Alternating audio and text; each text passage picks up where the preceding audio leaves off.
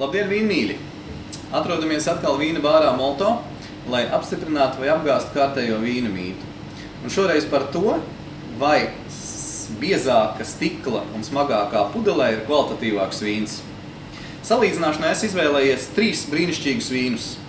La Rioja Alta no Riojas, Gran Reserva 2005. Gada, Tempranillo. Tas ir Rieslings no Mozeles ielejas 2014. gada, Marcus Molitor. Un tas ir San Marzano Primitivo di Manduria 2013. gada no Itālijas dienvidiem. Visvieglākā pudele ir Rieslingā. Viegla un gaisīga. Tikai mazliet smagāka ir šim te Tempranillo Gran Reserva 2005. gada.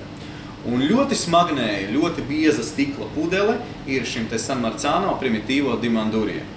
Ja mēs paskatāmies uz šiem vīniem no kvalitātes viedokļa, tie ir diezgan līdzvērtīgi.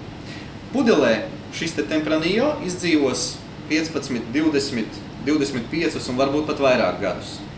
Marcus Molitor Riesling mierīgi izdzīvos 10 gadus un arī varbūt vairāk un paliks aizvien labāks. Primitivo di Manduria līdz 10 gadiem apmēram.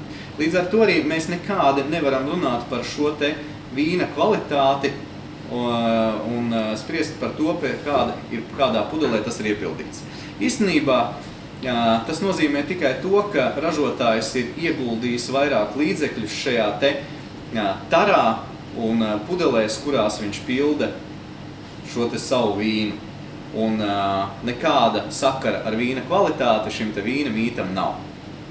Priekā!